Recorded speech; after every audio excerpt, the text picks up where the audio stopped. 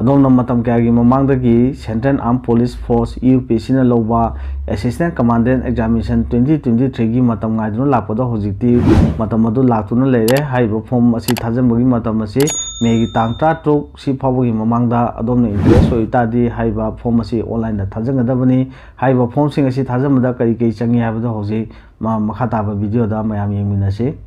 matung ta pa education ga mai lena ba thabak ki paw ga mai lena ba video kaya channel asidagi sungsoi soidana phangbigani aduna video sibu miyamna pambiradi like tobiramu aduga channel asida nongna changbirakpa oiragadi subscribe tobiduna channel asibu pongning thoba piramu matung tarakpa thabak mai lenaba education ga mai lenaba video kaya channel asidagi phangbang ngamgani hauji Union Public Service Commission UPSC haina khangnaba examination board asigi makhada Central Armed Police Force haibadi CAPF haina khangnaba akhoi Assistant Commandant Examination 2023 asi housing notification thoktuna leire kanagumba haiba exam asi interest oiba akhoi gi satra satra sing natraga ichinau singna exam asi bu thajan gadaba leirabadi haiba piba matam asi gi manungda thajan gadabani haibadi akhoi megi tang 13 phawgi manungda online da application asi thajanggadabani application thajambagi mode asi online khaktamakni offline da leite aduga kanagumana haiba exam asi form thajandringi mamangda matau karamna form asi mengani haiba matamda yana hamada tawgadabasi akhoi www.upconline.nic.in haibasida changbiraga masa masagi akhoi one time registration profile ama ihan hana register tawgadabani register tawaba matungda online application form adu fill up tawba yagani aduga kanagumana haiba one time registration profile asi akhoi register tawba matungda kaigumba change tawningba taragadi mi magi punsida haibadi once in lifetime da akhoi amuktamak change tawba yagani aduna register tawba matamda adongi ming aduga laifam amadi date of birth na chingba education qualification na chingba yamna marik chumna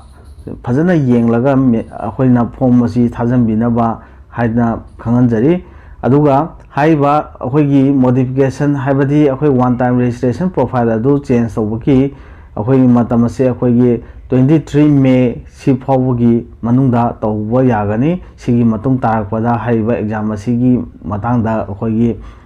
registration tawkhrawa misingna akhoi modification tawba examination ga mai lenabada application form da modification tawba do amuhna yaro haibani duga kanagumba candidate amana magi application ado once submission tawba matungda amuhna withdraw tawba yaroi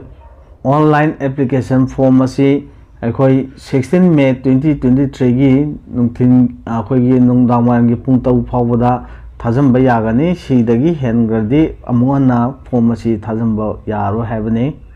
aduga eligible candidate singdi emission certificate amat akhoi exam du tawdingai gi chayon ahungi 3 weeks ki mamangda akhoi masa da issue torokani aduna kanagumana haiba form asi thajamba matanda adom gi active oiba valid email id adu phajana haptuna akhoi gi form asi thajangadabani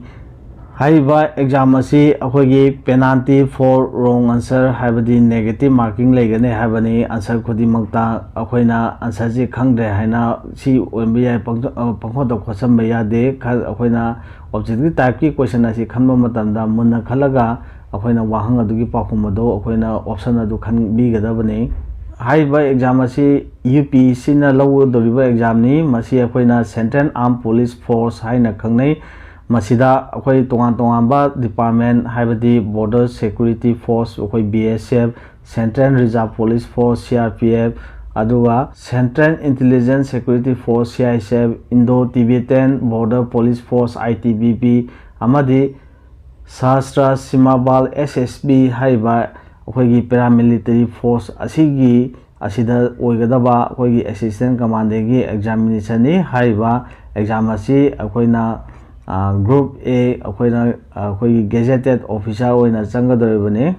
haiba exam asi BSF ki oina 86 ni aduga CRP ki oina 55 vacancy ni CISF ta 91 ni ITBP da 60 ni aduga SSB da 30 ni pulaga lawuduriba akhoi assistant commandant gi post asimi masing asi 322 post ni aduga examination center na akhoi manipur gi oina imphal da tagani haiba candidate sing adugi eligibility condition asi ihanambada akhoi nationality da India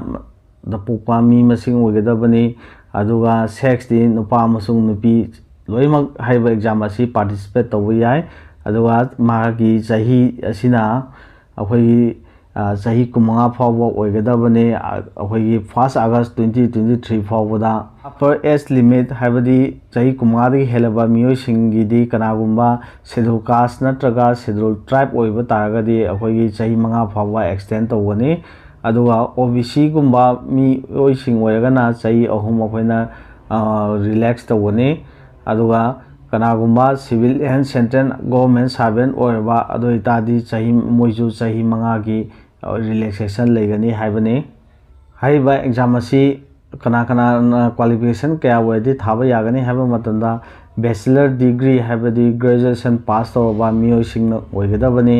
haiba graduation asi akhoi gi science gi lakpo oiro aduga arts gi lakpo oiro ado commerce gi lakpo oiro eta yai graduation bu pass tawtadi haiba exam asi thaba yagani haiba exam asi matou karamna select tawani haibadi moi selection procedure do yanambada makhoina tawdebji written examination tawani haiba written examination asi akhoi August ki tang tawta pangthok toribani haiba numina sida written examination asida akhoi gi 2 paper legani paper ni paper 1 da kai kam kana tawni hakana ayuki pung 10 dagina nungthin gi pung nimingba pung 12 phaw tawani aduga paper 2 gi na nungthingi pung ani dagina nungtang wayam gi pung 5 phaw tawani habani aduga paper 1 da yawuduribisi akhoi general ability test and intelligence ta 250 mark oigani haiba question sing asigi answer sing asi objective akhoi multiple choice answer ngathani aduga answer si number matamda English amasung Hindi da namakani aduga paper 2 da general studies aduga essay and comprehension aduga 200 mark ki ogidoribni haiba exam asi akhoi kanagumana English natraga Hindi da kumba yai haiba written adu pass tawkhaba matungda akhoi mathangi step ta tawdebsi physical standard natraga physical efficiency test medical standard test asi sing asi pangthokodoribane haiba physical efficiency test asida akhoi 100 meter chelangani aduga nupagi na 16 second chengadabni nupigi na 18 second chengadabane aduga 100 meter race na 3 minute 45 second nupagi ogidabani aduga 4 minute 45 second nupising na chengadabani long jump na 3.5 meter chongani chang ahum lakta aduga nupina 3 meter chongodabani chang ahum lakta short put na 7.26 kg asi akhoi langgadabani 4.5 meter fawba nupa khaktagini haiba short put langba sidi akhoi nupi gi tadi yaude exam tawe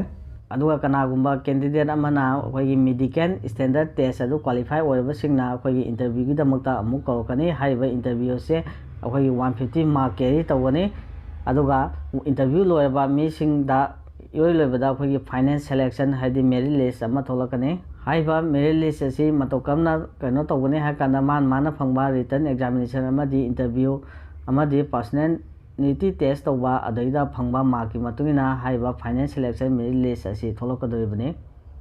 aroibada haiba exam asi kanagumana interest oiba leragadi thajaningba leragadi haiba matam akhoi megi tangta tuksi phawgi mamangda thajinbiduna haiba exam asi participate tawduna adomodongi tungi future semada achobo mate amo oibio asigidi matang asida loisanjarage matung taakpadaju thabaka mai lenaba adu education ga mai lenaba akhoi video kaya channel asida phongbigani miyamna channel asibu sugsoiduna subscribe tawba kobiganu aduga miyamna like amadi comment tawbiramu